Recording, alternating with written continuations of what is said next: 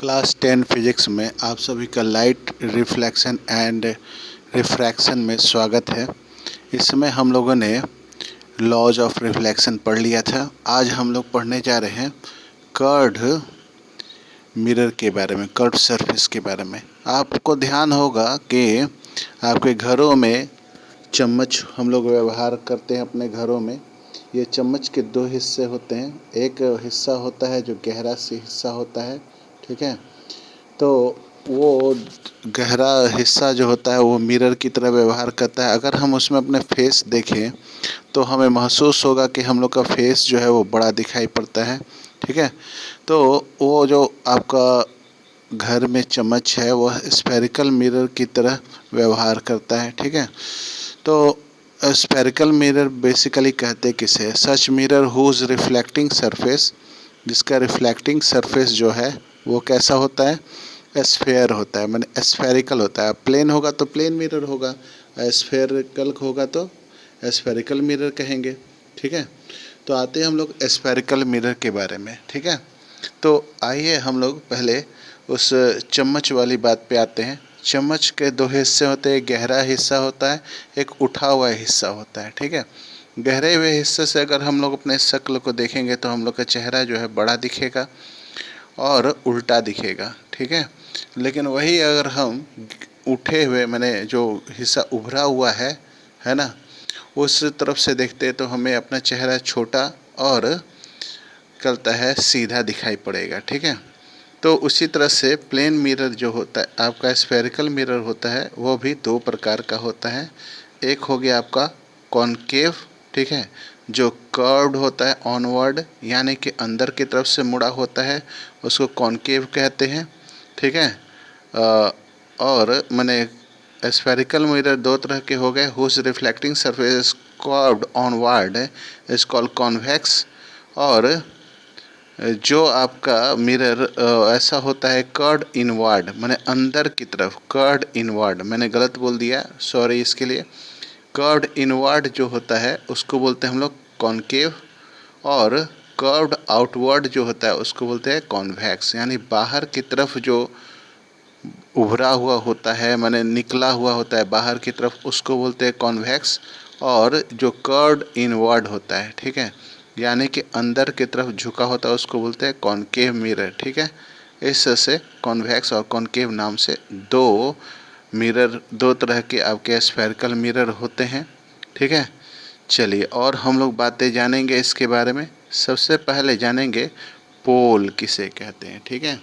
पोल है ना, पोल को हम लोग पी लेटर से डिनोट करते हैं। और the centre of reflecting surface, the centre of reflecting surface of a spherical mirror is point होता है, ठीक है। मैंने जो सेंटर जो होता है स्फेरिकल मिरर का, वह एक पॉइंट से डिनोट करता है, जिस पॉइंट को हम लोग कहते हैं पोल, है ना। ये बेसिकली देखिए यहाँ पे दो फिगर आ गए, है ना। ये दो फिगर हैं, एक कॉनकेव हो गया, ठीक है। इसमें ध्यान दीजिएगा कॉनकेव में, है ना, कॉनकेव में आपका जो ये हिस्सा है ना, देखिए ये हिस्सा, सॉरी ये जो हिस्सा है, ये वाला हिस्सा है ना, ये जो आपका हिस्सा है ये वाला, है ना, ये वाला हिस्सा जो है ये धंसा हुआ है। और वही कॉन्वेक्स में ध्यान दीजिएगा, यही वाला हिस्सा जो है वो, इधर वाला जो हिस्सा है वह आपका उभरा हुआ है, ठीक है।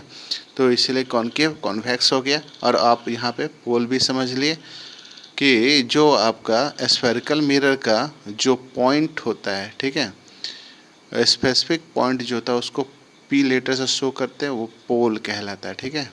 चलिए अगर हम लोग आगे बढ़ते हैं इसी तरह से, the reflecting surface of A spherical mirror form A part of sphere, एक स्फेयर का भाग होता है, यानी गोले का भाग होता है। एक बड़े से गोले के भाग को काट लिया गया दो भागों में, तो एक कॉनकेव हो गया, एक कॉन्वेक्स हो गया। तो उसका जो सेंटर होगा, उस गोले का जो सेंटर होगा, उसको बोलेंगे क्या?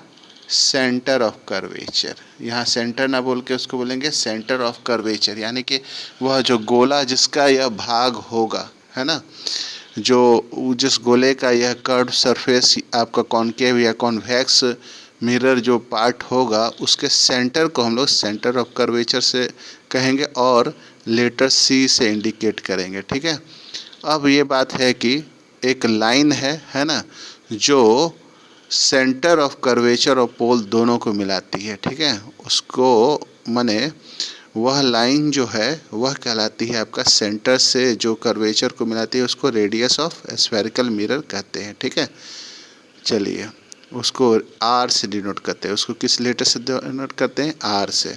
आपने कुछ लेटर जाने, जैसे पी से पोल हो गया, सी से सेंटर हो गया, आर से रेडियस हो गया। आसानी से समझ में आ गया होगा। चलिए, तो जैसे डिस्टेंस पी सी, यानी पी से सी के डिस्टेंस को हम लोग रेडियस ऑफ कर्वेचर कहेंगे। ठीक है, और इसको हम लोग आर से डिनोट करेंगे। ठीक है, चलिए हम लोग आगे बढ़ते हैं। एक बात और ध्यान वाली बात है कि आर, ये जो आर होता है वो फोकस के आधा होता है, फोकस के आधा होता है। ठीक है, हम लोग और सब बातें जानेंगे। कभी कभी ऐसा भी होता है कि कॉनकेव मिरर आपको दे दिया जाता है या कॉन्वेक्स मिरर दे दिया जाता है और आपको बोला जाता है कि इसका क्या निकालना है? रेडियस निकाल के दिखाओ, है ना। समस्या होने लगती है, तो यह हम लोग आगे चर्चा करेंगे कि रेडियस कैसे फाइंड करते हैं।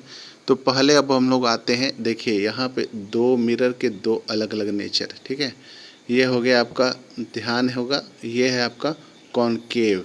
ठीक है, कॉनकेव इसलिए है कि अंदर की तरफ धंसा हुआ है। ठीक है, इन्फिनिटी से आने वाली जो रे है वो जो है मिरर से पढ़ करके क्या हो रही है, वह आपके फोकस पे कट रही है। कहाँ कट रही है? फोकस पे, प्रिंसिपल एक्सिस के फोकस पे कट रही है। मैंने आपको प्रिंसिपल एक्सिस नहीं बताया, जो लाइन बिना डिफ्लेक्शन के ही वापस चल जाती है। ठीक है, या ऐसे कह सकते हैं सेंटर से जो पोल को मिलाने वाली जो रेखा होती है उसको हम लोग बोलते हैं प्रिंसिपल एक्सिस। ठीक है, इस प्रिंसिपल एक्सिस के पैरेलल कोई अगर लाइन कॉनकेव में होकर के जाती है तो फोकस से करते हुए चली जाती है। ठीक है, इस तरह से क्या है कि ये हो गया कॉनकेव में, है ना। कॉन्वेक्स में लेकिन दूसरा होता है। कॉनकेव में जो आपके प्रिंसिपल एक्सिस होता है उसके पैरेलल जो रे आती है वो अपेयर्स टू मीट होता है। ठीक है, माने लगभग लगता है कि ये मिल रहा है लेकिन वो मिलता नहीं है। ठीक है, यानी कि प्रिंसिपल एक्सिस के पैरेलल जो भी आपकी रेखा आएगी वह अपेयर्स टू मीट होता है। तो इसको हम लोग डॉटेड लाइन में यहाँ मिला देते हैं। ठीक है, ये आपके फोकस पे हम लोग मिला देते हैं। ठीक है, फोकस पे आती हुई प्रतीत होती है। तो ये कॉनकेव में इस तरह से होता है, कॉन्वेक्स कॉनकेव में। चलिए अब हम लोग आगे मूव करते हैं। आगे की तरफ हम लोग ध्यान देंगे, एपर्चर, है ना। एस्फेरिकल मिरर में एक वर्ड आता है एपर्चर। तो the diameter of reflecting surface, मैंने डायमीटर जो होता है रिफ्लेक्टिंग सरफेस का, उसको हम लोग एपर्चर नाम देते हैं। ठीक है, माने spherical mirror, the diameter of reflecting surface of spherical mirror को हम लोग एपर्चर कहते हैं। कोई मुश्किल वर्ड नहीं है। ठीक है, चलिए आगे हम लोग चलते हैं। अब हम लोग जानेंगे जो हम लोग का रेडियस होता है वह फोकल लेंथ के दुगुना होता है। ठीक है, मैंने उल्टा लिख दिया था। R इजिकल टू जो होता है, ये आपको 11 क्लास में प्रूफ करना है। ठीक है, R इजिकल टू 2F, यानी फोकल लेंथ के दुगुना होता है। तो अब ये बात हो गई कि मैंने आपको एक प्रश्न दिया था कि आपको मिरर दिया होगा, कॉन्वेक्स या कॉनकेव मिरर दिया होगा, आपको पहचानना होगा, है ना, कि कॉन्वेक्स कौन है, कॉनकेव कौन है। पहले उससे कोई ऑब्जेक्ट को देखिए, उसके अंदर जिस और ऑब्जेक्ट को आगे पीछे करके देखिए। जिसमें बड़ा इमेज बन रहा होगा वो कॉनकेव हो जाएगा, और जिसमें हमेशा छोटा ही इमेज बन रहा हो वो कॉन्वेक्स हो जाएगा। आप कॉनकेव में आगे पीछे जब कीजिएगा तो एक ऐसा पॉइंट मिलेगा जहां ऑब्जेक्ट ठीक उसके उल्टा अपोजिट दिखाई पड़ेगा, वह उसका सेंटर होगा, है ना।